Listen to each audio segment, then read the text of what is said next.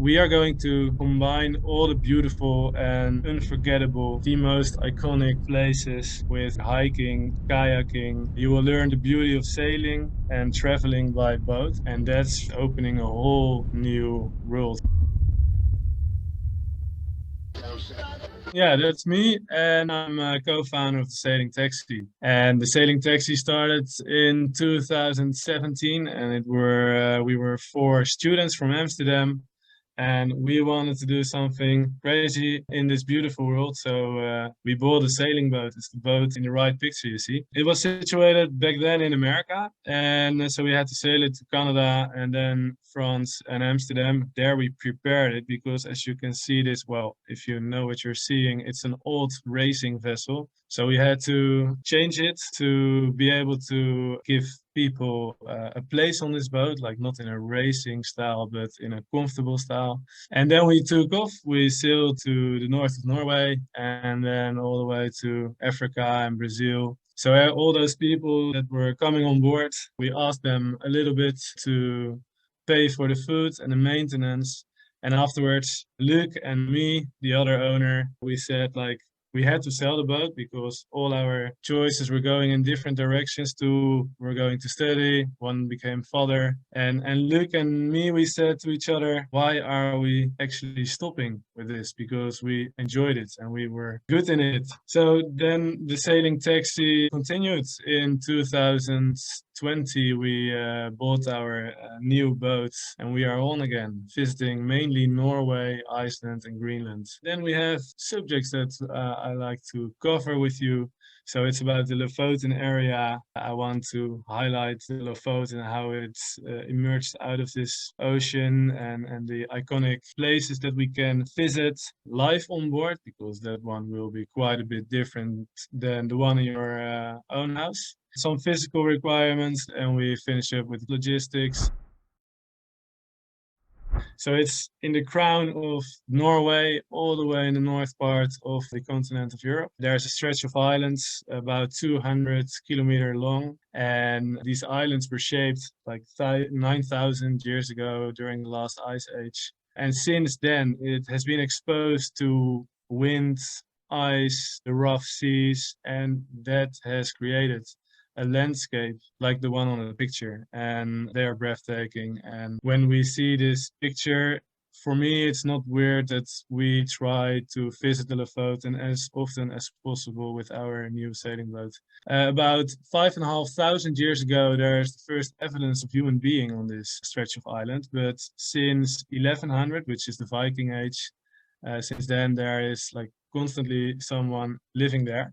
Two things that once you will visit Lofoten, you will see this. And the first one is the fishing fleet. It's the biggest economic engine of the Lofoten area. So back in 1800, there were about every season, there were 30,000 fishing boats from all over Norway visiting this area because the fish grounds were so rich. And once the diesel engine was introduced, this is down to about 4,000 boats because each boat can catch so much more. And then on the left picture, you see Vagevallen. And in 1898, there were two fishermen, and they have tried to reach the top of this mountain, and they succeeded in that. And this is referred to the start of the tourism industry. Since then, mainly Norwegian and English climbers came to visit the Lofoten areas. And after the Second World War, it's like many different ways of tourism.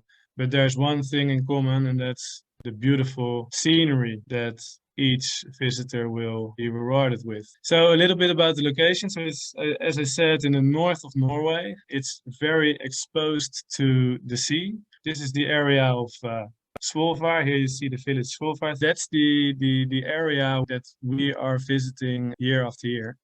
And we've chosen this area because it's very protected by this mountain ridge. So this whole stretch of islands, they have mountains up to 1,800 meters. And this creates a barrier against all the bad weather. So even when we do have bad weather, we are most likely protected for the worst part of it. And that's very nice about that area where we operate. So that results in these two conditions, or well, and a lot between these two.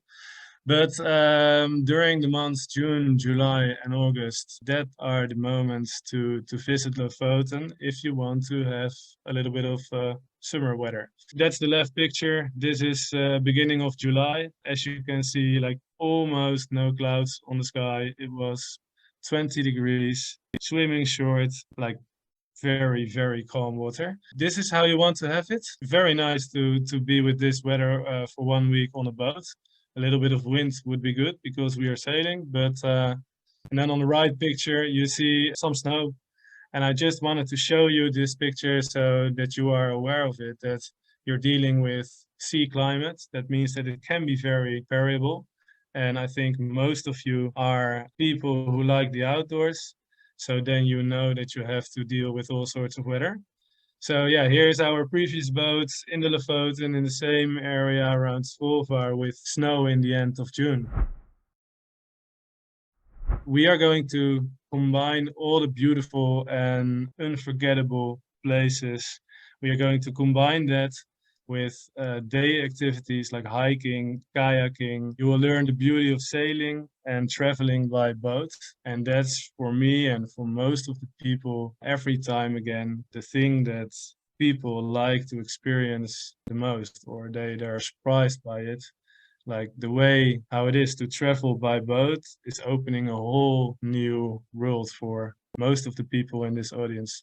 Here we have the route. On Monday morning, we start in Svolvær. This village is very easy to reach, but we start at Svolvær, and after about 4 or 5 hours sail, we arrive in Trollfjord. But before we take off in Svolvær, we are going to teach you some safety procedures that will increase the safety during this week a lot. And safety is every time very important for us. This is the only way for us to make a trip with a group of guests. It has to be safe. So we spend about 2 hours on that before we take off. And then we arrive in Trollfjord, spend the night there. Small sail to the island of Stormolla. Also there we spend the night. We continue to Skrova, Henningsvaar, and final day is back to Svolvær. On Friday we drink a beer on the week. Thank you for visiting, and then we drop you on the dock. All of those sails, they will be about between 3 and 5 hours. It won't be too much more than that. So a little bit about all those places. So this is how it's looking like in the start of the week on Monday. This is the village where we welcome you on board. So Svolvær has got a very comfortable harbor where the boat will be docked. And Svolvær is also pretty big. It's 5,000 inhabitants, and most of them are fishermen. So the fishing fleet in this village is, well, you will see it all around you. And once we set sail out of this harbor, you will see big wooden wrecks along on the shore. And you'll see the fish drying, and that's the biggest export product. It's dried cod. Those locals refer to these wrecks as fish temples. I think it's a nice name for them. So then, after some hours of sailing, we arrive in the mouth of Trollfjord. And it's just 100 meters in width, and it's the most beautiful fjord of the whole area. And once you sail into this fjord, you will feel like a very small human being on this planet, because the granite walls, they are dark black, and they rise straight from the sea surface up until 1,800 meters. Once you sail into this fjord, the most iconic fjord of the Lofoten, it widens in the end. In the end, there's a little dock. On that dock, that's where we stayed for the night.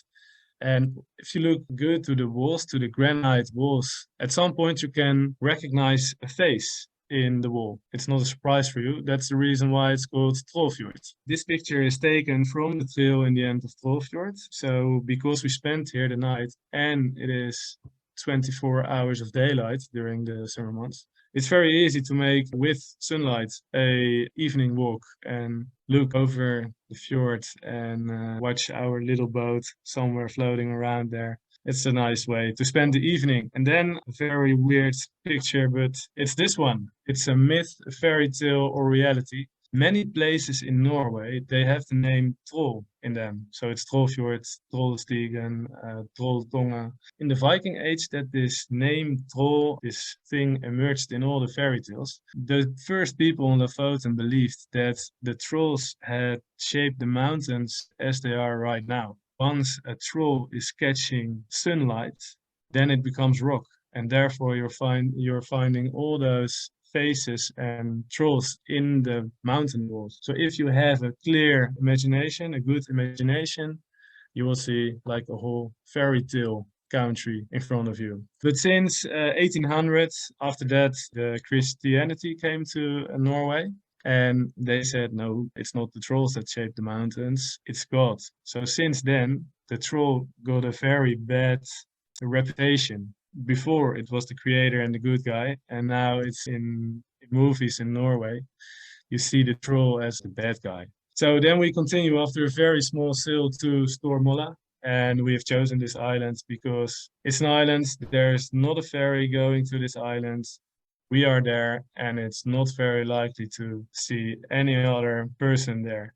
Maybe a boat or two, and maybe 2 or 3 hikers. We've chosen this island because it's remote and there are a lot of options for hiking.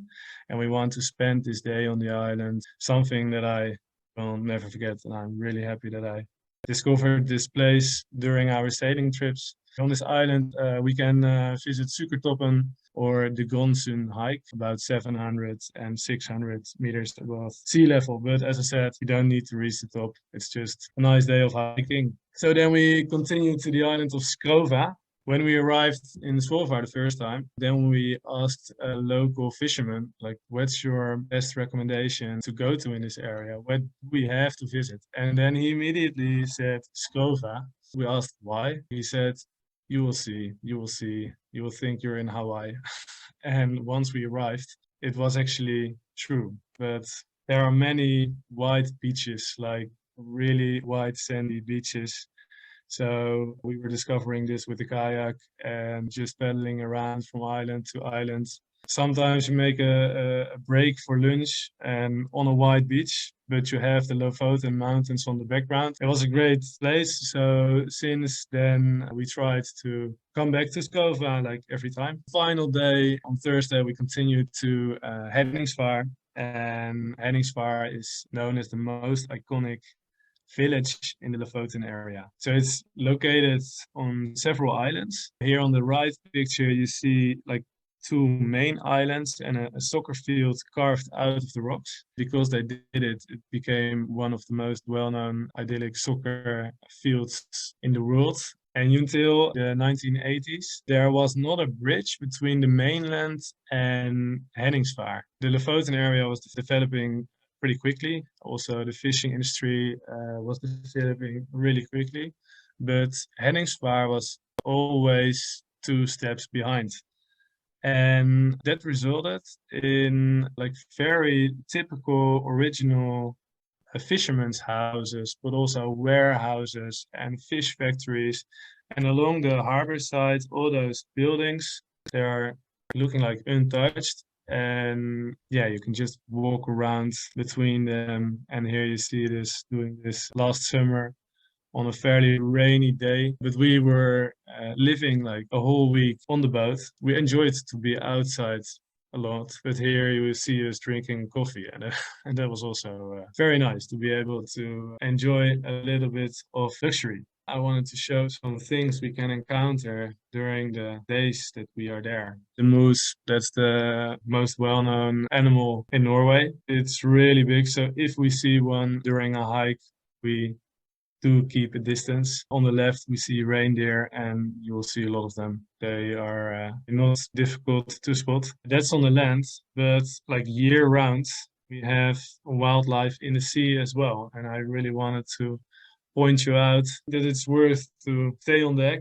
keep an eye open, because sometimes we encounter whales, and for many people that's a highlight. For us, it's also still a highlight. And the king eagle, that's one that's also not difficult to spot. I think almost every day there's a king eagle circling around Svolvær. In the summer months, it's the puffin. So very worth to stay on deck, keep that eye open. During our experience that we have made during the trip into Brazil and Canada and Africa, we were also taking people with us on board. And at some point, we realized that it's not too difficult to learn someone how to sail when somebody is very enthusiastic to learn it. So since our trips in Brazil, we have our goal that our guests, if they like it, that they need to be able to do all the sailing by the end of the week by themselves, so that we are only keeping an eye to check if everything is going all right.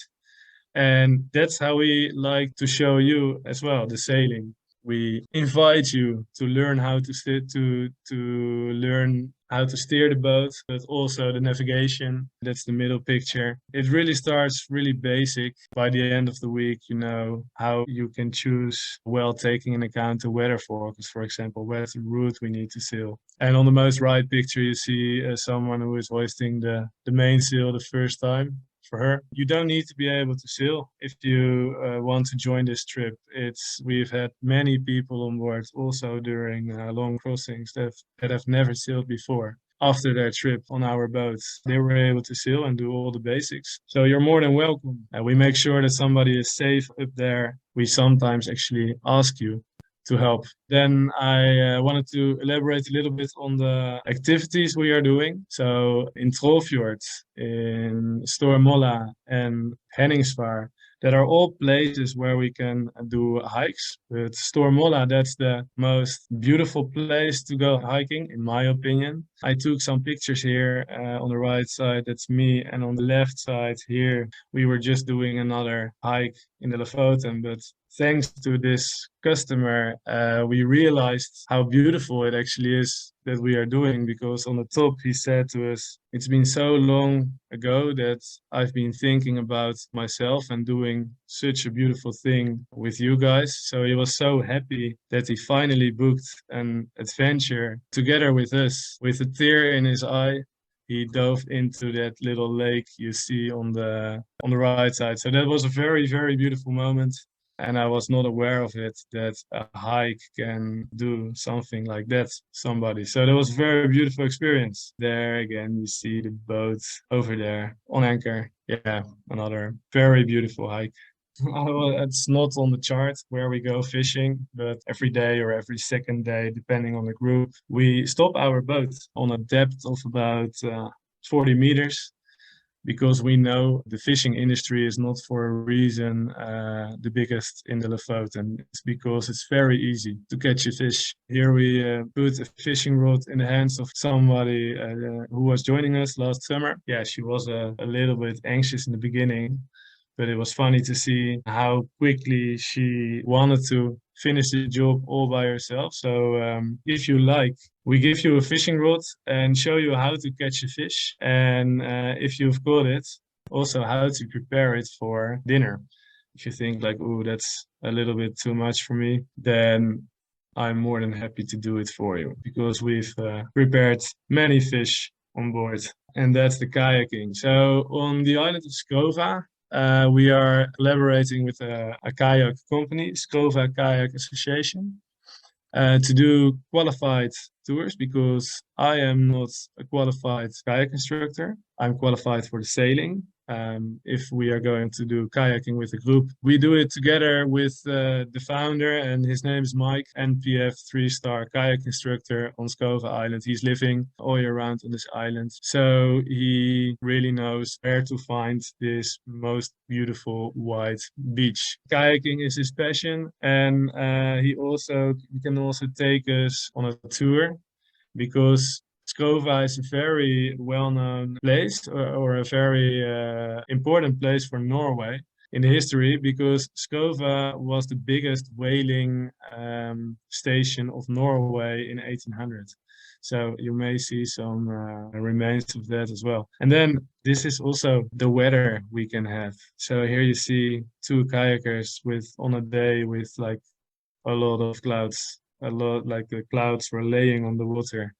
And this is the result. So together that day with Mike, we had to stay very close to the shore because once you're getting too far away, yeah, you need to find the land back. So that's why he said like don't go over 50 meters away from the shore. So we did, and we were able to make pictures from each other, and that's the result. And so we were waking up with a lot of clouds, and then we thought like, oh, this is not going to be a very beautiful day. But once we started just to live that day, and we were watching our pictures in the evening, then we thought, oh man, it was not a beautiful sunny day, but it was a very, very special day. Here you see some extra pictures of a pit stop we made on one of those beaches that's on the left, and on the right side we were kayaking from one island to the other because the weather was allowing it. So as I already said, life's going to be a little bit different than in your apartment or in your house. I wanted to talk a bit about safety, the expectations, and what it is to have a typical day on board. The expectations for someone who is joining this trip, he or she, it's really important. We ask you to realize that we have to deal with weather. And we have scheduled like the first stop in Fjords, second on Stormolla, and we end in Henningsvaar, but we may do the whole trip the other way around. So we first start in Henningsvaar, and that's because, yeah, we have to deal with this weather. It's also not that we have like water for everyone to shower 10 minutes a day. When we are using our anchor, instead of tying our boat to the shore, we cannot fill up water. So once we are on anchor, we have to be very careful with our water consumption. So then it's not for everyone 10 hours of showering, invite you to take a dive into the 6 degrees water. That's very nice to do, but I hope you understand that we cannot use all our water. We have to save it for drinking and cooking. So in Svolvær, we tell you what precautions you need to take to make this trip a lot safer. And here on the left and in the right picture, you see both an orange line going from the life jacket towards the boat. And it's called a lifeline. And this is one example of those safety precautions that you need to take. We ask everyone all the time, including the crew, to attach yourself with a lifeline to the boat. So no matter what you're doing, if you fall overboard, you will stay with the boat. I think it's weird that it's not mandatory on the ocean yet, but this is the way how we have had not a single person falling overboard over 5,000 miles that we have sailed. So we want to keep it this way. So that's why we train you how to do this. And we also ask you to correct each other and remind each other to make this like a behavior. A typical day on board. I do have some pictures here as well for you. We've designed this trip that it's not only about sailing. It's about sailing, but also visiting all those iconic places that we want to show you. So therefore, we have made the sailing trips not more than 5 hours of the day. So a typical day on board can be you wake up, we have breakfast together, and we clean up breakfast together, and then we go sailing for 3-4 hours. Every day that's a little bit different. But then the second half of the day is used for kayaking, for example, or doing an hike or visiting Henningsvaar or whatever you want. There's also a lot of free time. So, and in the evening, we prepare food together. So also you as the customer, we also invite you to collaborate in preparing dinner, but also cleaning it up. Yeah, then this is the result with a beer after a long day and after dinner. That's on the picture in the left. Note that it's like daylight on both pictures. But again, that's because the sun is not setting. Here you see me explaining the weather, which is forecasted for the following day. So here we are checking if the plans we have for the following day, if that is doable, if it's still a good plan, also with the changes in the weather forecast. So that's what we will do every night. We finish the day with the weather forecast, the plans for the following day, to check if everyone is happy with the plan. And if someone says like, I'm a little bit tired because life on a boat is a little bit more exhausting than I thought it would be, then somebody stays on the boat and reads a book and skips a hike for the day for now, and the following day he or she can join again. And there's one skipper on on the boat, and it's either me or Erin, and we are having mainly five, sometimes six customers on the boat. And we want to avoid that one person, the captain, Erin, or me, or maybe Erin with two other persons, that they are making dishes, that they are doing the sailing, that they are preparing the food. So we really invite you to join as a team member, because as experience has learned us, when we ask people to join in the team, then the whole experience increases much more afterwards. So we have done like a survey with all the people who have been on board with us. A surprise, but we understood it as well, that the persons that we invited to be part of the team, instead we were treating like that we were the hosts, then the experience of the one as a team member, that really increased. And so in this presentation, I already wanted to tell you like that that's our way of working. I hope you understand that. Otherwise, a boat is a very small area. Yeah, I've got two pictures of previous experiences. And this is a mother and a son. They joined us.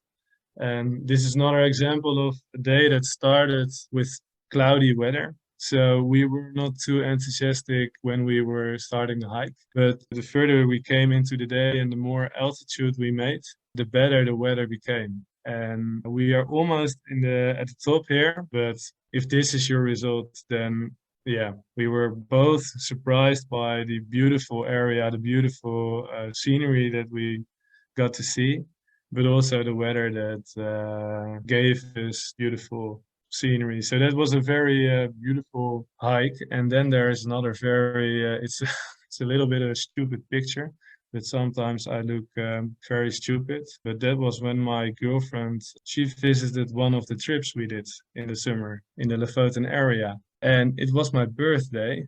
And it was the first time that I had my face like in the sun at 12 o'clock at night. Yeah, so I wanted to show you this one as well. Your accommodation, it's sailing boat Wilma. It's a 43-foot boat. It means that it's 15 and a half meters and it's 4 meters wide. And this boat is designed to be very easy to handle. It's from the brand Elan. Maybe there's a sailor in the audience and knows Elan. So Elan is a light and very maneuverable, very cozy from the inside. That makes it doable for one person as a skipper to sail this boat. And therefore this boat is like perfect to do the formula I just explained to you. And in this boat, we have a very cozy interior. It's like a classic wooden boat interior, making it very cozy. On the right side, you see a part of the living table. This living table can fit up to 8 people, but we are never sailing with 8 people together. That makes that we have quite some area to move around. If you fill up the boat with 8 people, it's going to be tight for the week. And you see part of the kitchen. It's something which is very different than from in your house, is that the whole kitchen, like the burning area, the stove with the oven, it's cardanic, so it moves with the waves, and therefore the pots and the pans are not falling off the fire, which is very important for safety and to have nice food if we have to make food during the sailing. In the middle picture, you see a double bed. It's all the way in the back of the boat. We have two of them. And behind that door in the middle picture, it's a toilet and a shower. And then the picture on the right, you see two bunk beds and also a toilet in the front of those bunk beds. So in total, we have 3 toilets, 3 showers, 3 sleeping rooms, so two and a double bed, and then one for the skipper and the living room. Space enough for all the things we are carrying together, but also space enough for the outboard engine and the little motorboat, which is this funny thing. Funny, but very important for us. So in the Lofoten area, it happens quite often that we do not have the opportunity to use a dock. And that means that we need to drop our anchor to lock ourselves onto the ground while keeping afloat. But then it's very difficult to get to the land. And that's why we use this little motorboat. It can fit up to 4 people. That means that when we have a full boat, we need to make 2 rides back and forward to the shore. And this whole operation takes about 20 minutes.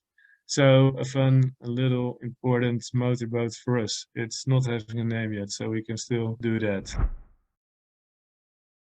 You do not have to sail. That's a very important thing to say, to mention. Once you have your swimming license, if you're able to swim and you're able to make a decent hike of about 4 hours on a hilly mountainous area, then you're good to go. You don't need to be able to hike for 30 kilometers on a day, every day. That's not necessary.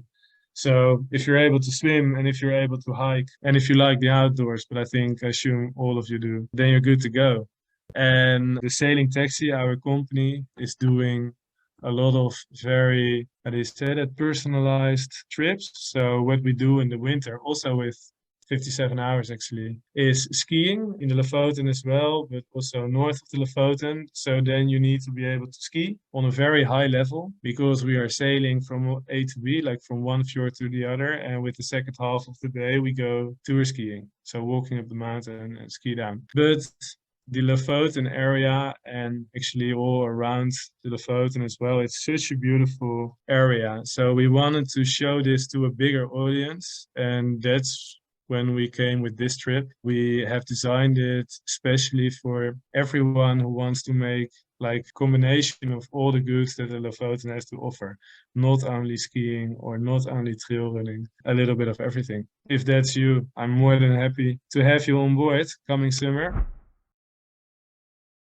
And there are 2 ways of getting to Svolvær. You either fly on Narvik Evenes or on Bodo. If you fly on Bodo, you need to take the ferry. It's called the Hurtigrute. I'm practicing my Norwegian language, but I'm not getting anywhere so far. But you take the Hurtigrute. It takes about 4 hours, I think, and then you're in Svolvær. The other one is fly to Evenes, and you take a 2.5-hour bus ride, and that also drops you in the city center of Svolvær. And the city center is also where the harbor is. I think flying on Evenes and taking the bus is the most easy one because every hour there are buses going back and forth to Svolvær. From Bodo, you need to take this ferry and you need to time it a little bit, but it's not too difficult because also the ferry is going multiple times during the day. And if you have the time, go with the ferry because if you take this ferry, this is already one ferry. It's already an adventure on its own. So if you have the time, take the ferry. If you want to keep it easy, take the bus. This is the last bit of logistics. And yeah, of course. Well, everyone, thanks for your attention. Thank you. Bye-bye.